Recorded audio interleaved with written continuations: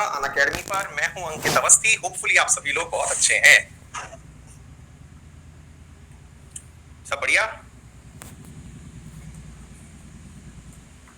बहुत बढ़िया। ऋषभ, खुशबू, सोनिका, रवि रंजन, सौरभ, लव यादव, शिवंजन,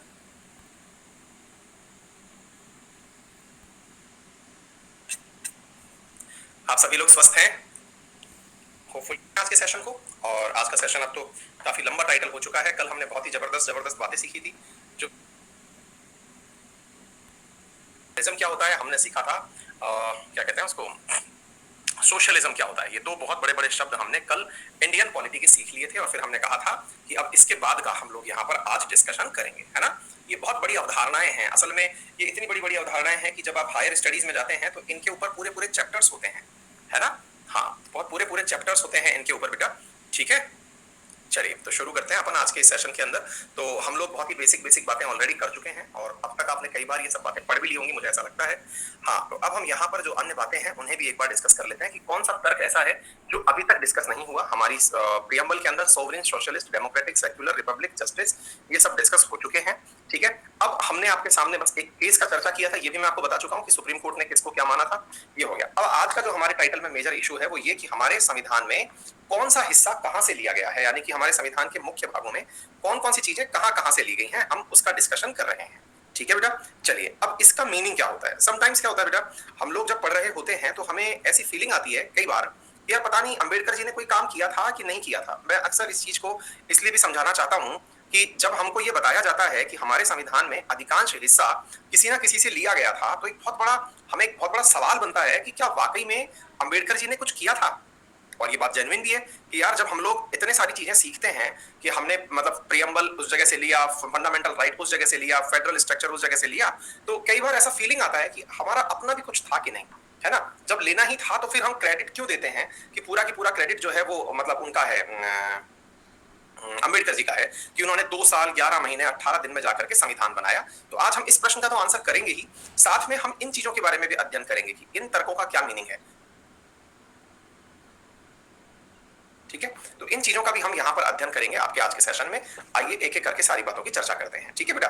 हाँ, रिजर्वेशन वाले बिंदु पर भी मैं बोल दूंगा, जहां पर भी मुझे समय मिलेगा मैं वहां पर उस बिंदु के ऊपर भी परिचर्चा अवश्य करूंगा। और विशेष रूप से जो है मेरे प्यारे साथियों, हम जब आर्टिकल नंबर 15 और 16 पढ़ेंगे ना बेटा, तब मैं आपको जरूर उस चीज को सिखाऊंगा, है ना। हाँ जी, तो अब सुनिए साथियों, मैं आपको पहले एक बहुत बड़ी बात सिखाता हूँ, तब मैं इस पॉइंट पर आपको लेके चलूंगा। इस पॉइंट को कि इंडियन कॉन्स्टिट्यूशन को डिराइव कहां से किया गया है, इसे सीखने से पहले क्यों ना हम इतना सा काम कर लें। क्या कर लें, एक छोटा सा व्यवहारिक उदाहरण सीख लेते हैं। और वो क्या है साथियों, आपने कई बार ऐसा देखा होगा कि आपकी घर के किचन में, मेरे उदाहरण जो हैं वो किचन से ही निकल के आते हैं सारे। आप पूछेंगे कि सर आप जो है वो सारी बातें किचन पे ही ले जाके टिका देते हैं, ऐसा क्यों होता है। तो देखिए, आपको मेरा शरीर देख के समझ में तो आ ही जाता होगा कि मैं बहुत ज्यादा फूडी हूँ। नंबर दूसरा, मुझे कुकिंग खुद को बहुत पसंद है ना। मेरी जो हॉबी है उसमें कुकिंग मेरी हॉबी है, ठीक है। तो ये दोनों चीजें मतलब मुझे कहीं ना कहीं ऐसा लगता है कि मुझे जस्टिफाई करती हैं कि मैं क्या हूँ, है ना। तो दोनों ही चीजें हैं। तो ऐसी स्थिति में मेरी जो बातें हैं वो पहुंच जाती हैं कुकिंग तक, और वहीं से मेरे प्यारे साथियों पहुंच जाती हैं। और इवन जब मैं खुद पढ़ा करता था तो मतलब भगवान के आशीर्वाद से कभी ऐसा नहीं हुआ कि फाइनेंशियल कोई क्राइसिस रहा हो जिसकी वजह से मुझे खुद खाना बना के इसलिए खाना पड़ा कि भाई फाइनेंशियल क्राइसिस है। मुझे खाना बनाना इसलिए बहुत ज्यादा पसंद था और मैंने कभी टिफिन और इन चीजों को प्रेफर भी नहीं किया।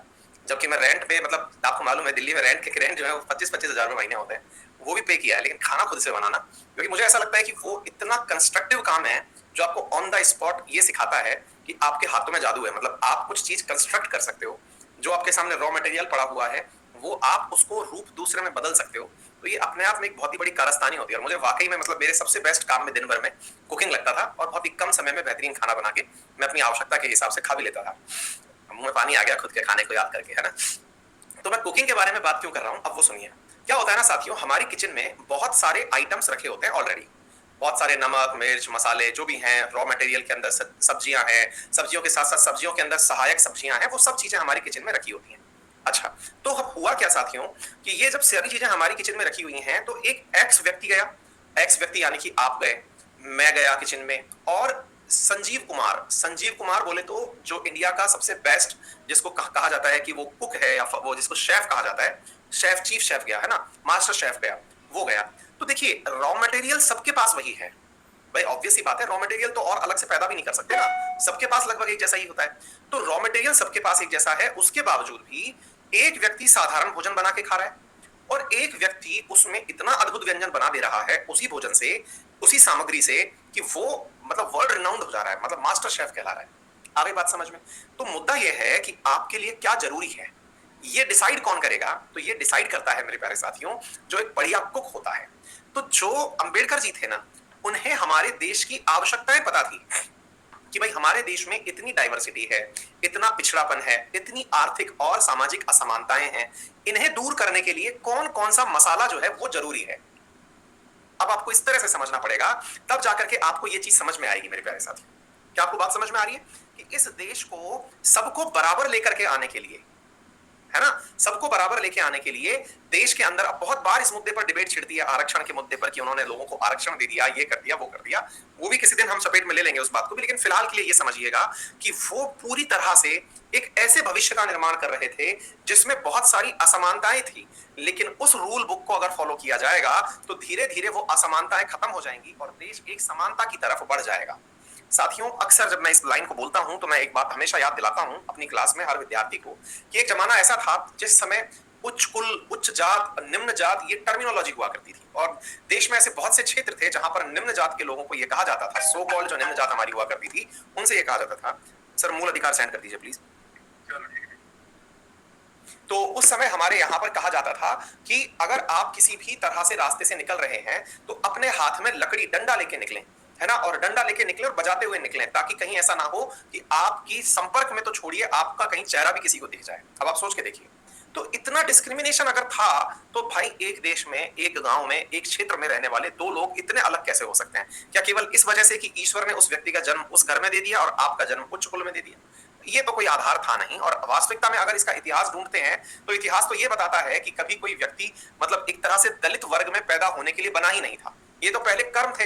जब समाज की आवश्यकता थी तो समाज में किसी को पढ़ाना था, किसी को खेती करनी थी, किसी को सुरक्षा करना था, किसी को सफाई करनी थी। तो इस तरह के कामों के आधार पर आपने अगर सफाई को इतना ही दोयम दर्जे का मान लिया तो खुद कर लीजिए ना सफाई, पता चल जाएगा एक बार। ऐसे चलिए एक कल्पना करते हैं कि समाज के लिए अगर ये काम जरूरी ना होता, सफाई के काम के लिए आपने उनको निम्न दर्जे का माना, तो इसको दूसरी तरह से करके देखते हैं कि सफाई का काम छोड़ दीजिए एक बार के लिए और ये कहिए कि आप सफाई का काम मत करिए, अब हम खुद करके देखेंगे। करके देखिए, आपको पता चल जाएगा कि क्या आपकी पवित्रता या जो आपके अंदर जो एक प्रकार का उच्च भाव है कि आप उच्च कुल के हैं, क्या वो हो पाएंगे? तो ये सब बातें डिबेटेबल हैं। तो ऐसा कहने का अर्थ है हमारा, और इसे मतलब इस प्रकार की बातों को समझने से पूर्व थोड़ा आपको दिमाग और विचार को भी विस्तृत रखना होगा। तो मैं केवल आपको इतना कहना चाह रहा हूं कि जब हम कॉन्स्टिट्यूशन के डिराइव करने की बात करते हैं तो अंबेडकर जी को इसलिए, क्योंकि शायद ही कोई व्यक्ति उस समय संविधान सभा में इतना पढ़ा लिखा था जिसने दुनिया भर के इतने सारी चीजों का अध्ययन किया। अध्ययन करने की शक्ति उनको ये बात समझाती थी कि हमारे देश में कौन कौन सी असमानताएं हैं और इन्हें दूर करने के लिए दुनिया के कौन कौन से संविधान को पढ़ना जरूरी है, और उन्होंने उन्हीं चीजों को पढ़ा और हमारे देश के लिए उनमें से उन चीजों को ले लिया गया। लेकिन ऐसा नहीं है साथियों कि as it is cut copy paste मार लिया गया। ऐसे कोई थीसिस तैयार नहीं हो रही थी पीएचडी की कि साहब उस लाइन को उठाओ इसमें चिपका दो, दूसरे की लाइन उठाओ इसमें चिपका दो। बिल्कुल भी नहीं, ऐसा हमारे देश में बिल्कुल भी नहीं हो रहा था। हमारे देश के अंदर अलग प्रकार की मांगे हुआ करती थी। हमारे देश के अंदर जात पात होती है, तो ये अमेरिका में तो नहीं होती ना। अमेरिका के अंदर फिर मौलिक अधिकारों का मीनिंग ही नहीं होना चाहिए। हमारे मौलिक अधिकार और उनके मौलिक अधिकार बिल्कुल अलग हैं। हमारे मूल अधिकारों में लिखा हुआ है धर्म, जाति, लिंग, वंश, इसके आधार पर कोई विभेदित नहीं करेगा। अमेरिका में तो इस आधार पर होता ही नहीं विभेदित, वहां एक ही प्रकार पर होता है, और रंग के आधार पर नस्ली भेदभाव होता है वहां पे। तो हमारे यहां पर और भी पॉइंट जोड़ने पड़े ना, यानी कि मूल भावना ली गई थी और उस मूल भावना के अंदर अपनी तरफ से इनपुट जोड़े गए थे। क्या आपको मेरी बात समझ में आ रही है? मतलब ऐसा नहीं है कि ये सब बातें जो शब्द लिखी हुई हैं कि no one will discriminated on the basis of, या state shall not discriminate any person on the basis of race, caste, sex, creed etcetera, तो ये सारे पॉइंट जो हैं ये बाद में मेंशन किए गए हैं। क्या आपको मेरी बात समझ में आ रही है? वहां पर ऐसी चीजें हैं ही नहीं। तो हमने विचारधाराएं ली हैं, मतलब ये मत समझना। अब आप पूछेंगे कि अमेरिका की प्रियम्बल, हमने प्रियम्बल लिया है वहां से। अरे यार, प्रियम्बल में उनके यहाँ ये बातें लिखी हुई नहीं है। क्या आपको मेरी बात समझ में आ रही है? उनके यहां प्रियम्बल में केवल ये लिखा हुआ है कि we the people of United States of America. अब इसके बाद उनकी जरूरतें कुछ और है। आपको मेरी बात समझ में आ रही है? मतलब ये है कि उनके यहां पर अवधारणा ये है, कंसेप्ट लिया है। भाई आज एक बात बताओ, मैं आपको इसी प्रकार से क्यों पढ़ा रहा हूं? पहले प्रियम्बल पढ़ा रहा हूं, फिर मूल अधिकार पढ़ाऊंगा, फिर डीपीएसपी पढ़ाऊंगा, फिर मौलिक कर्तव्य पढ़ाऊंगा, कहीं बीच में सिटीजनशिप पढ़ा दूंगा, फिर स्टेट पढ़ाऊंगा, फिर राज्य पढ़ाऊंगा। ऐसे क्यों? क्योंकि मैंने इस कंसेप्ट को कॉपी किया है लक्ष्मीकांत से, एम लक्ष्मीकांत से, कि वहां पर इस प्रकार से चीजें पढ़ाई गई हैं। आगे बात समझ में? तो यहां पर ये बात समझना जरूरी है। क्या होता है कि हमारे पास ज्ञान कम होता है तो हम लोग एज इट इज बोलते हैं, अरे क्या ही किया था यार, वहां अमेरिका से ये उठा लिया, वहां से ये उठा लिया। अरे इस बात को बोलने से पहले एक बार चेक तो करिए, पहले चेक करिए। कंटेंट खुद का था, हमारी आवश्यकताएं थी, हमने ये सोचा कि हाँ ये एक तरीका होना चाहिए, हमने किया। आगे बात समझ में? हमने स्ट्रक्चर ली। इलेक्टोरल कॉलेज, उनके यहाँ इलेक्टोरल कॉलेज की व्यवस्था बिल्कुल अलग है। मैंने सिखाया, राष्ट्रपति को तो वहां डायरेक्ट वोट पड़ता ही नहीं है, कभी भी नहीं पड़ता है। वहां पर इलेक्टोरल कॉलेज का मतलब क्या है? राष्ट्रपति का निर्वाचन जब होता है तो निर्वाचन के अंदर हमारे यहाँ लोकसभा और राज्यसभा प्लस विधानसभाओं के निर्वाचित सदस्य, ये लोग वोटिंग देते हैं कहां पर? हमारे राष्ट्रपति के चुनाव में। अमेरिका के अंदर राष्ट्रपति का चुनाव इनडायरेक्ट प्रकार का होता है और उस इनडायरेक्ट प्रकार में ना तो मतलब लोअर हाउस ना अपर हाउस कोई भी वोट नहीं देता है, वहां प्राइमरीज होती हैं जो वोट देती हैं। क्या आप मेरी बात समझ पा रहे हैं? दोबारा से समझिए, आप इस तरह से समझिए। अभी आप लोगों ने रिसेंटली अमेरिका का इलेक्शन देखा, क्या वहां पर आपने ये सुना क्या कि कांग्रेस के मतदान से, कांग्रेस बोले तो अमेरिकी संसद के अंदर लोअर हाउस और सीनेट के मतदान से राष्ट्रपति का निर्वाचन किया गया? नहीं। तो क्या था वहां पर? इतने दिन वोटिंग जो चली थी, उस वोटिंग के अंदर यूएस के अंदर प्राइमरीज बनाई जाती हैं, हर स्टेट की प्राइमरीज होती हैं, उनके अंदर वोट होता है, मतलब बिल्कुल एक प्रकार से पार्षद समझ लीजिए। वहां हर स्टेट के अंदर पार्षद का सिलेक्शन होता है, वो पार्षद मिल मिल करके फिर अपने यहां से कि भाई इस स्टेट से कितने पार्षद जीत के आ गए, हर जगह की अपनी कुछ सीटें हैं वो फिक्स कर दी गई हैं कि इस स्टेट से इतने वोट, इस स्टेट से इतने वोट, उस आधार पर डेमोक्रेटिक पार्टी को इतने वोट और रिपब्लिकन पार्टी को इतने वोट मिले। डेमोक्रेटिक पार्टी ने जो अपना उम्मीदवार बना रखा है वो प्राइमरीज उस उम्मीदवार को एज ए प्रेसिडेंट एक्सेप्ट कर लेती हैं, यानी कि डायरेक्ट तो वो बंदा कभी भी वोट प्राप्त करने गया ही नहीं। वहां पर जितने लोग पार्टिसिपेट कर रहे हैं हमारे यहां बिल्कुल अलग है। हमने कंसेप्ट लिया उनसे, क्या कंसेप्ट लिया कि यार अमेरिका में भी राष्ट्रपति इनडायरेक्टली चुना जा रहा है और हमारे यहां भी चलिए हम इनडायरेक्टली चुन लेते हैं। That is electoral college. Electoral college बोले तो निर्वाचक मंडल, राष्ट्रपति को चुनने के लिए जो व्यक्ति आवश्यक है वो व्यक्ति डायरेक्ट भारत का मतदाता ना हो, बल्कि एक कदम ऊपर चढ़ के मतदाता ने जिन्हें चुना वो लोग राष्ट्रपति को चुने। आगे बात समझ में? देखिए दो प्रकार का निर्वाचन होता है, व्यवहारिक रूप से समझिए। एक होता है प्रत्यक्ष, एक होता है अप्रत्यक्ष। आपने अपना सांसद खुद चुना, आपने अपना विधायक खुद चुना। विधायक बैठता है विधानसभा में, सांसद बैठता है संसद में। इन दोनों को आपने डायरेक्ट वोट दिया, एक जना गया आपके स्टेट कैपिटल में, एक गया कंट्री की कैपिटल में, दोनों जगह जाकर के लोग बैठ गए। इन लोगों ने अपना नेता चुना, एक मुख्यमंत्री कहलाया और एक प्रधानमंत्री कहलाया। इस पूरी प्रक्रिया में हम डायरेक्ट इन्वॉल्व थे। दिस इज प्रत्यक्ष निर्वाचन। आगे बात समझ में? वेयर एज अप्रत्यक्ष में क्या होता है? अप्रत्यक्ष के अंदर हमने अपने राष्ट्रपति को चुना तो खुद नहीं है, लेकिन हमने डायरेक्ट वोट नहीं दिया। तो फिर हमने क्या किया? हमने सांसद चुना था, हमारे सांसद ने और हमारे विधायक ने उन्हें अपने वोट से चुना है। तो हमने जिस पार्टी को वोट दिए थे उस पार्टी ने मेजॉरिटी बेसिस पे उन्हें विनर घोषित कर दिया। That's all. बोलिए, तो आगे बात समझ में? हमारे यहाँ का जो राज्यसभा सदस्य होता है वो भी इसी प्रकार से चुना जाता है। तो ये बात आपको समझ में आ जानी चाहिए। जुडिशियल रिव्यू की बात कर लीजिए, न्यायिक समीक्षा। हमने ये कंसेप्ट लिया वहां से। वहां की जुडिशियल रिव्यू और हमारे यहाँ की जुडिशियल रिव्यू में तो बहुत बड़ा अंतर है। वहां पे तो केवल 7 ही जज होते हैं, है ना? हमारे यहाँ ऐसा सिस्टम ही नहीं है। तो फिर क्या है? हमारे यहाँ जुडिशियल रिव्यू का मतलब यह है कि ऐसा कोई भी लॉ, एनी लॉ प्रपोजल या फिर कोई भी आपका आने वाला अध्यादेश या कोई भी एक्ट या फिर कोई भी बिल, कोई भी प्रस्ताव, रेजोल्यूशन जो कि कर्टेल करता हो, जो कि इस प्रकार का कार्य करता हो कि वो मूल अधिकारों को कम कर देगा, वो सभी न्यायपालिका के द्वारा नल एंड वॉइड किए जा सकते हैं। ठीक है? न्यायपालिका उन्हें खत्म कर सकती है। ठीक है? हिमांशु पूछ रहे हैं आपके हिसाब से कॉलेजियम सिस्टम ठीक है क्या? बेटा ना तो मैं इतिहासकार हूं ना ही मैं संविधान वेदता हूं, लेकिन छोटी सी समझ है, उसके हिसाब से मुझे यह समझ में आता है कि कॉलेजियम सिस्टम इंडिया के लिए बेस्ट है। क्योंकि जिस आदमी को हम चुन रहे हैं वो आदमी हमारे लिए किसी भी प्रकार का काम का नहीं है, वो रबड़ स्टैंप है मात्र, है ना? उसको कोई काम तो है नहीं, तो जबरदस्ती पैसा क्यों खर्च करना, है ना? हाँ, वो लोग बहुत ही पढ़े लिखे थे जिन्होंने ये काम किया और मुझे उनकी काबिलियत पर और उनके द्वारा किए गए काम पर पूर्ण विश्वास है बेटा, है ना? आरजू मिश्रा पूछ रही हैं क्लास लाइव नहीं है क्या? हाँ, ये तरीका अच्छा लगा आरजू मुझे आपका पूछने का, ताकि सर देख करके इस पे कमेंट तो करेंगे कम से कम, है ना?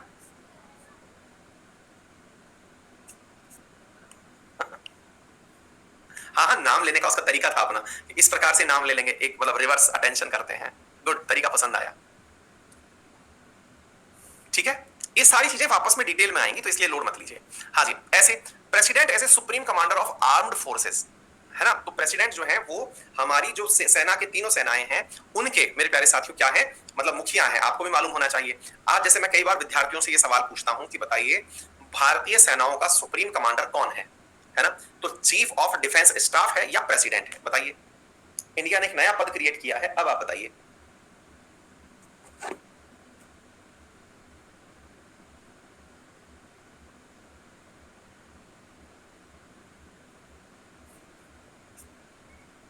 है ना?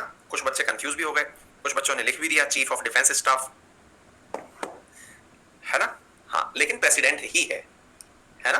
चीफ ऑफ डिफेंस स्टाफ तो हमने एक ऐसा बंदा बना दिया, जैसे 3-4 आपके दोस्त हों एक साथ, क्लास का रूप ले लो जी। क्लास में जैसे बहुत सारे बच्चे होते हैं, तो क्लास में टीचर को सबसे बात नहीं करनी होती। जैसे मान लीजिए कि क्लास की रिपोर्ट किससे लेनी है, तो बोले एक काम करो, क्लास का मॉनिटर बना दो, किसी को हेड बॉय बना दो, हेड गर्ल बना दो, उससे बात कर लेंगे। तो सीडीएस केवल इतना ही है, उसके पास कुछ भी अलग से चीज नहीं है, वो बिल्कुल वैसा ही है। 4 स्टार इनके लगे हुए हैं, 4 स्टार इनके लगे हुए हैं, वो केवल क्लास रिप्रेजेंटेटिव है।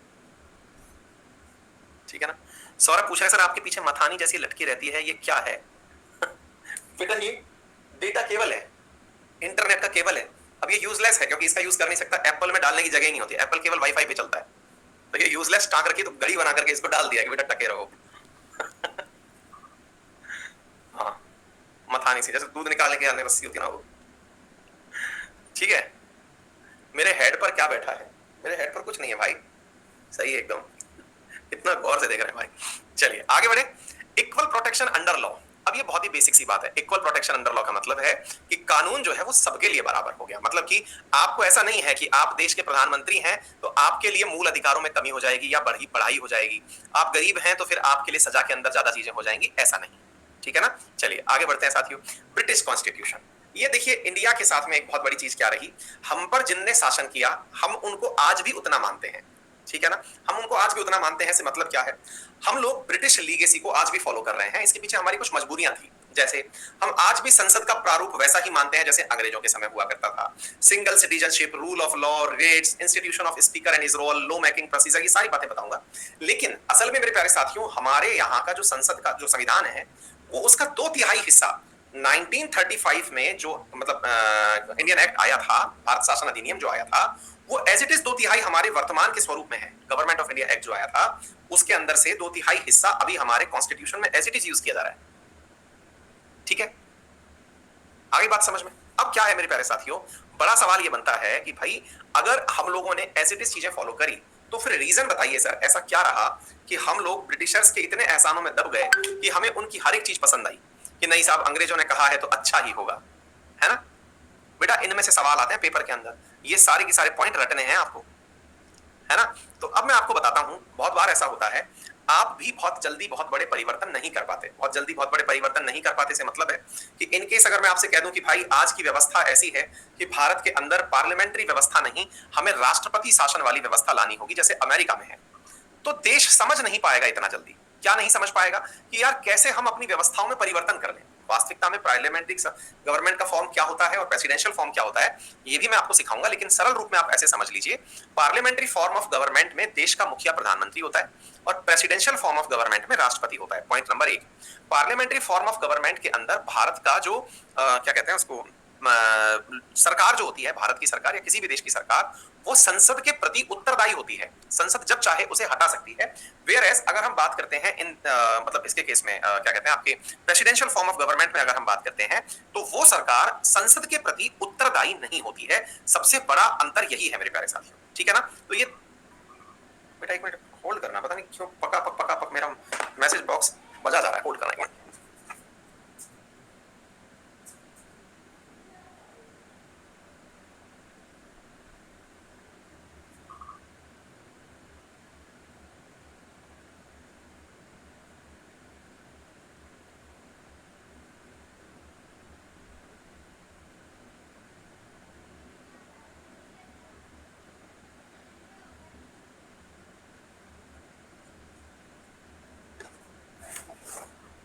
हमारा एक क्या कंपनी का वो होता है, मतलब इंटरनल मैसेज बॉक्स होता है, वो हमको देखना जरूरी होता है। मतलब हम लोग आपस में जिस जगह पर कंपनी वाले चैट करते हैं, तो वो धड़ाधड़ जो पका पक बोले जा रहा है। ठीक है, तो मैंने कहा क्या हो गया भाई? हाँ जी, हाँ आईपीएल कैंसिल हो गया, हमारा पैसा अटक गया उसमें, है ना? चलो आ जाओ। तो ब्रिटिश कॉन्स्टिट्यूशन के बारे में मैं बता रहा था, तो मैं कुछ अंतर बता रहा था। क्या अंतर? जैसे कि मैंने आपसे कहा कि भारत की संसद जो है, वो अब मतलब भारत की जो सरकार है, वो संसद के प्रति उत्तरदायी है। अगर संसद ये कह दे कि हमें आप में विश्वास नहीं है, तो अविश्वास प्रस्ताव पारित करेगी और उस सरकार को गिरा देगी। Whereas presidential form of government में जो व्यक्ति एक बार राष्ट्रपति बन गया, वो अपने निर्धारित कार्यकाल तक अपना कार्य पूरा करेगा। यानी एक बार में बन गया तो 4 साल या 5 साल, जिसका जितना भी कार्यकाल है वो पूरा करेगा। तो भारत ने पार्लियामेंट्री फॉर्म ऑफ गवर्नमेंट अपनाई। फिर आप पूछेंगे, तो देखा सर, इन्होंने तो एज इट इज कॉपी मार ली। कहां से कॉपी मार ली? ब्रिटेन से कॉपी मार ली? नहीं भाई, इंडिया ने बहुत कुछ अलग से भी किया। हमने पार्लियामेंट्री फॉर्म ऑफ गवर्नमेंट तो अपनाई, लेकिन ब्रिटिश के साथ एज इट इज कॉपी नहीं मारी। हमारे और उनमें तो बहुत अंतर है। क्या अंतर है? उनके यहाँ आज भी राजा होता है, हमारे यहाँ राजा नहीं होता है। जबकि राजशाही तो हमसे ज्यादा पुरानी किसकी हो सकती है? हम तो बहुत पुराने राजा लोग हैं। हमारे पास तो बहुत सारे ऑप्शन थे। दिल्ली का राजा हमारे लिए राजा होता, लेकिन हमने राजशाही नहीं अपनाई। उनके यहाँ आज भी राजशाही है। उनके यहाँ राष्ट्रपति होता ही नहीं है, हमारे यहाँ राष्ट्रपति होता है। हमने तो पार्लियामेंट्री फॉर्म के अंदर एक बहुत ही अमेंडमेंट वाली चीज अपनाई। क्या अपनाई? हमारे यहाँ तो ऐसा भी होता है कि कोई भी व्यक्ति प्रधानमंत्री बन सकता है। कोई भी व्यक्ति मतलब जो भी प्रधानमंत्री की काबिलियत रखता हो, एक सांसद बनने की जो काबिलियत है, 21 साल की उम्र अगर किसी के पास है, तो वो व्यक्ति देश का प्रधानमंत्री बन सकता है। कोई भी, बोले बिना चुनाव जीते, बिल्कुल। जैसे ममता बनर्जी बिना चुनाव जीते भी मुख्यमंत्री बन सकती है और बनेंगी। ऐसी सुविधा कहीं नहीं है। बोले कैसे बन सकते हैं सर? हमारे यहाँ काबिलियत है कि आप बन जाइए, विद इन 6 मंथ चुनाव जीत जाना। क्या आपको मेरी बात समझ में आ गई? हमारे यहां ऐसा है कि आप बन जाइए, कोई भी व्यक्ति 6 मंथ तक, तो हमारे आप भी अगर एलिजिबल हैं तो आप बन जाएंगे। 6 मंथ में आपको चुनाव जीतना है। आ गई बात समझ में? कोई दिक्कत ही नहीं है, और 6 मंथ में हो जाएगा। ठीक है, तो पहली बात तो ये। तो ऐसा ब्रिटेन में नहीं है। ब्रिटेन में तो इतना भी है कि उसे लोअर हाउस का ही मेंबर होना चाहिए। जैसे अपने यहाँ लोकसभा होता है ना, ऐसे उसका मेंबर होना चाहिए।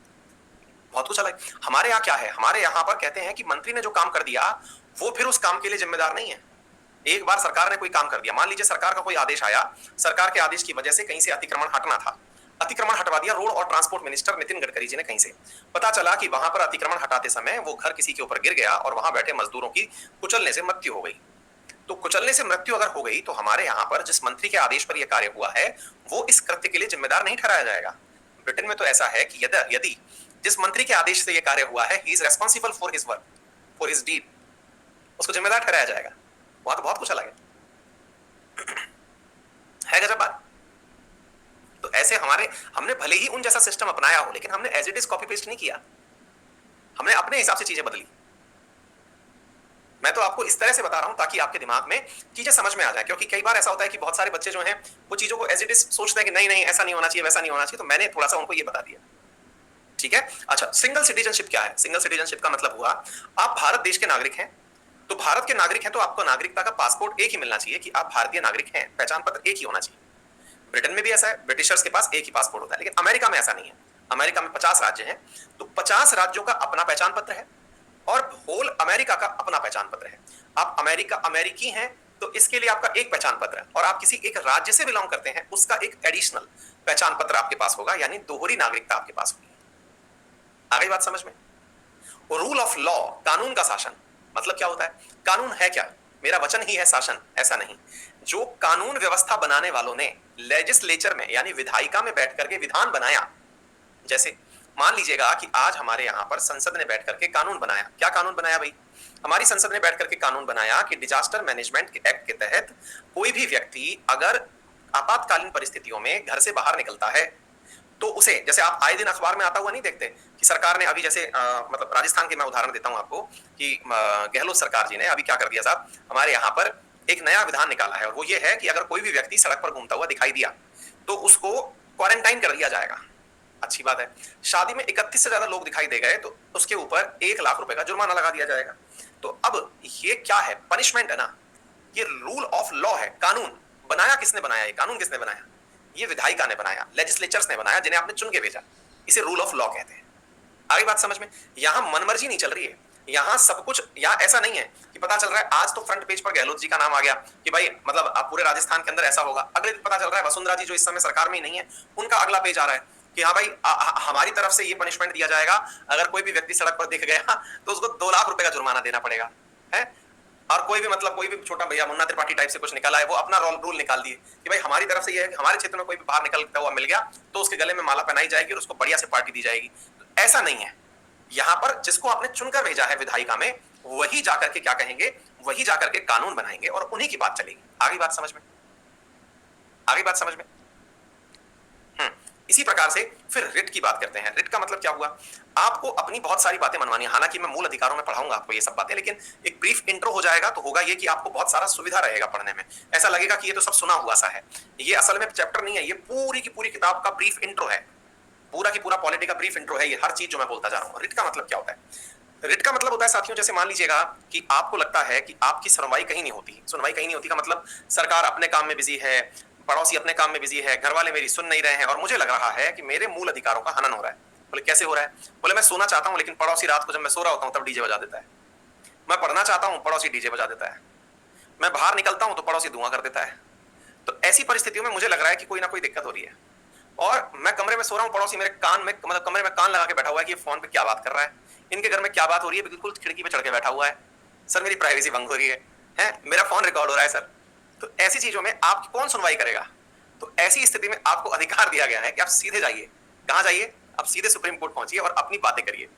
ठीक है? तो ऐसी स्थिति में अपनी बातें रखने के लिए आपको कुछ तरीके दिए गए हैं, उन्हें रिट कहा जाता है। आप अपनी तरफ से जाकर के रिट लगाएं कि साहब मेरे साथ में मूल अधिकारों का उल्लंघन हो रहा है। ठीक है? तो ये बात आपके सामने आ गई। चलिए फिर आगे बढ़ते हैं। Institution of speaker and his role. अब देखिए, स्पीकर जो शब्द है ना, वास्तविकता में आपने कई बार देखा होगा कि शब्द जो है वो है स्पीकर। जैसे अपने यहाँ पर है ओम बिरला जी जो हैं वो स्पीकर हैं, लेकिन कभी हमने उनको बोलते नहीं सुना। केवल वो इतना ही बोल रहे होते हैं। क्या बोल रहे होते हैं? माननीय शांत हो जाइए, कीप साइलेंस, माननीय शांत हो जाइए, है ना? फिर उनका नाम स्पीकर क्यों है? बोले सर इतना तो बोल रहे हैं, उनसे ज्यादा तो मंत्री लोग बोल रहे हैं, उनसे ज्यादा तो जो लोग जिनको बोलने का समय दिया जा रहा है वो बोल रहे हैं। उनका काम तो चुप कराने का हो गया, तो स्पीकर कहां हो गया? वो तो साइलेंसर हो गए। उनको स्पीकर नहीं साइलेंसर बोलना चाहिए। तो फिर, तो अब इस बात को समझने का प्रयास करिए। स्पीकर की जो परिभाषा है हम लोगों ने कहां से ली? हमने ब्रिटेन से ली। उसमें क्या होता था कि ब्रिटेन के अंदर जो वेस्टमिंस्टर नामक जगह है जहां पर संसद बनी हुई है, वहां पर राजा खुद तो आता नहीं था। राजा अपनी बातें एक व्यक्ति के माध्यम से संसद के दोनों सत्रों में भिजवाता था। तो राजा जिस व्यक्ति के माध्यम से अपने मैसेज भिजवाता था वो व्यक्ति स्पीकर कहलाता था। क्या आपको मेरी बात समझ में आ रही है? ये अंग्रेजों के जमाने की बात है। आगे बात समझ में?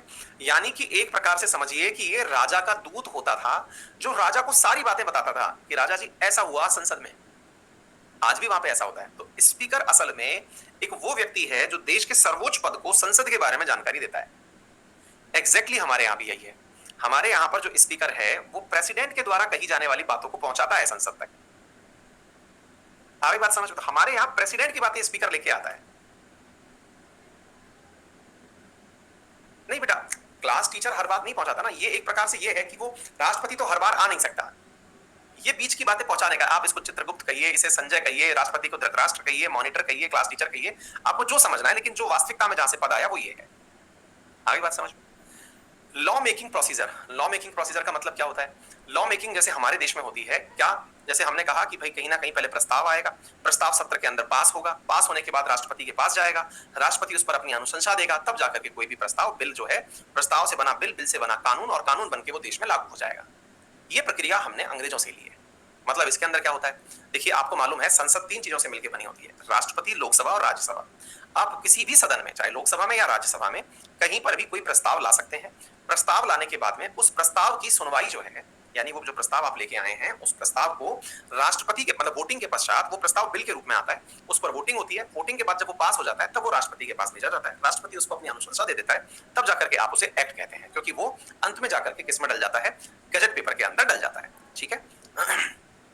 Procedure established by law, CrPC, कि किस प्रकार से हम अपने कानूनों का प्रवर्तन करेंगे, that is procedure established by law. ये हमने कहां से लिया? अंग्रेजों से लिया। आप सोच के देखो, मैकाले, भारत का पहला लॉ कमीशन जो आया था, उसकी दी हुई आईपीसी तो आज तक चली आ रही है।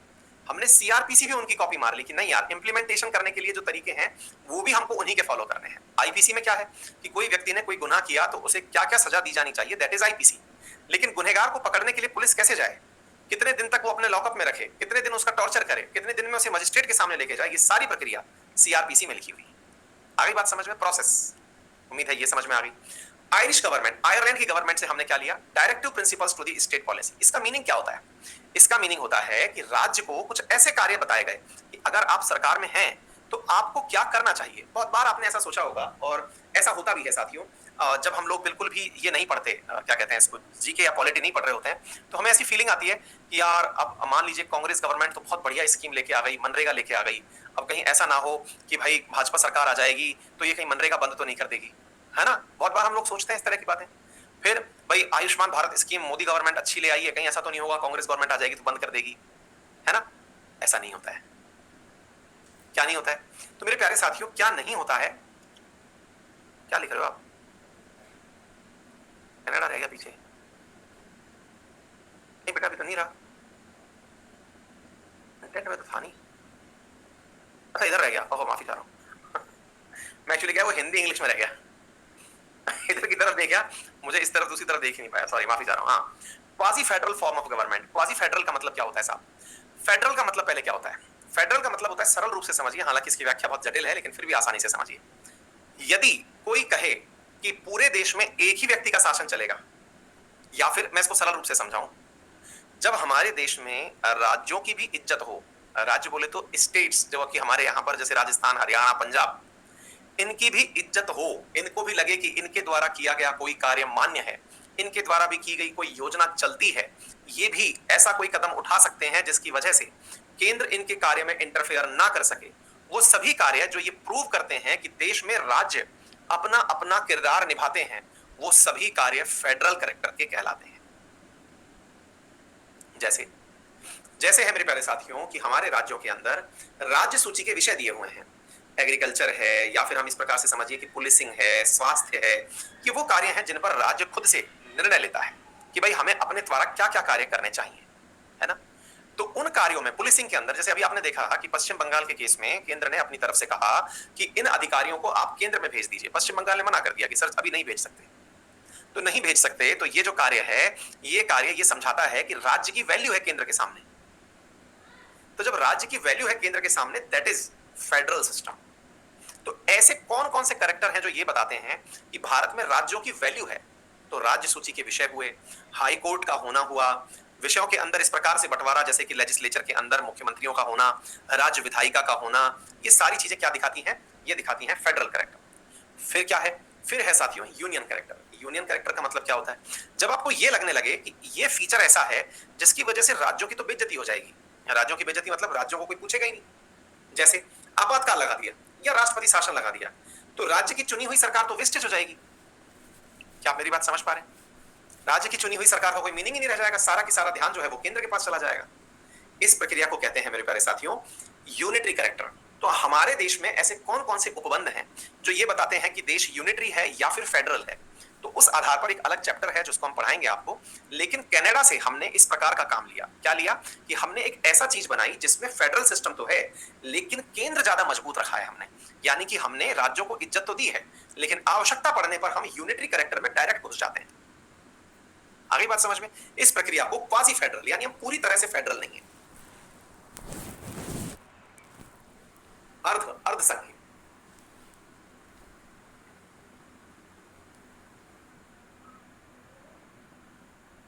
आगे बात समझ में? Next, distribution of power between central government and state government. ये पावर्स की बात मैंने आपको बता दी है, कनाडा से लिया है।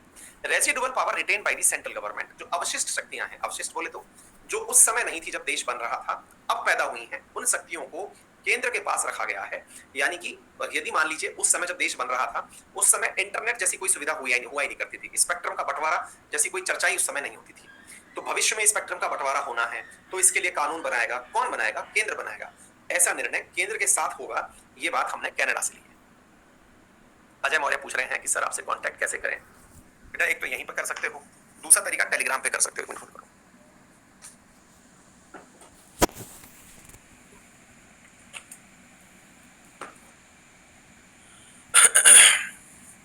ठीक है, टेलीग्राम लिंक t.me/अंकित अवस्थी।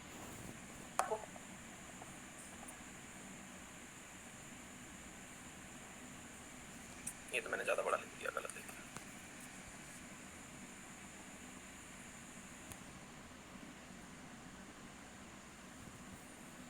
टेलीग्राम के अंदर डिटेल्स में चले जाना, वहां पे संपर्क सूत्र भी है। ठीक है, चलिए, तो ये बात हमने समझा दी आपको। चलिए नेक्स्ट क्वेश्चन है आयरिश कॉन्स्टिट्यूशन, आयरिश संविधान। अच्छा, एक विद्यार्थी लिख रहे हैं कि सर आपकी वजह से हमने तो ग्लास में पानी पीना सीख लिया, आप बोतल से पी रहे हो। बेटा हमारे क्या तो शरारती तत्व भी हैं, एक ना एक आता है, ग्लास उठाता है, फोड़ के और चला जाता है। तो हमको क्या है कि बचाने के लिए वो भी प्लास्टिक की बोतलें यूज करनी पड़ रही हैं। ग्लासों का ऐसा बलिदान हुआ कि हमने वो सुख ही छोड़ दिया भाई, हम सुख नहीं ले पाते। कोई सा भी ग्लास ले लो, बजेगा तो वो भी, स्टील का ले लो, कुछ भी ले लो, ये बोतल कम से कम गिरती पड़ती है तो खड़ी तो रहती है। हाँ जी। तो आयरलैंड के साथ क्या लिया, आयरलैंड के साथ डायरेक्टिव प्रिंसिपल्स लिए। डायरेक्टिव प्रिंसिपल्स में मैं आपको एक लाइन बोल रहा था कि मान लीजिएगा आपको लगता है कि कहीं केंद्र सरकार ऐसा ना करे कि भाई मतलब मोदी सरकार ऐसा ना करे कि डीपीएसपी को बंद कर दे, है ना, ऐसा नहीं होता। क्यों नहीं, मतलब डीपीएसपी बोले तो कि भाई मनरेगा को बंद कर दे, ऐसा नहीं होता। क्यों नहीं होता, क्योंकि ऑलरेडी सरकार को पता है कि मनरेगा जो है वो मनरेगा भारत के अंदर सबको इक्वल वेजेस मिले या सबको रोजगार मिले, इसके लिए दिए गए डायरेक्टिव प्रिंसिपल्स में से एक है। कैसे बंद किया जा सकता है, तो इसके बारे में हम डिटेल से चर्चा करेंगे जब डीपीएसपी पढ़ाएंगे। ऐसे ही आपको ये तथ्य याद रखना है, nomination member of Rajya Sabha, method of election of president, ये हमने आयरलैंड से लिया। तो हमने कहां से क्या लिया ये आपको यहां से तथ्यात्मक रूप से याद कर लेना है साथियों, ठीक है। और गवर्नमेंट ऑफ इंडिया एक्ट से हमने क्या लिया, ये फैक्ट आपको एज इट इज याद होने चाहिए। कल की क्लास में जब मैं आऊंगा तो शुरुआती 5 मिनट में तो आपसे इन फैक्ट्स के बारे में सवाल जवाब करूंगा, ठीक है ना। और उसके बाद फिर हम लोग फंडामेंटल राइट्स पढ़ना शुरू करेंगे। तो आप इनको रट के आना बढ़िया तरीके से। मैंने बहुत सारी चीजों पर बहुत सारी बातें बोली हैं, कुछ समझ में नहीं आएगा तो उन शब्दों की व्याख्या भी की जाएगी, ठीक है बेटा। चलिए, और कोई दिक्कत हो तो बताएं। इसे रट के आना बेटा, है ना। पूरी तो प्रियम्बल याद होनी चाहिए और प्रियम्बल के साथ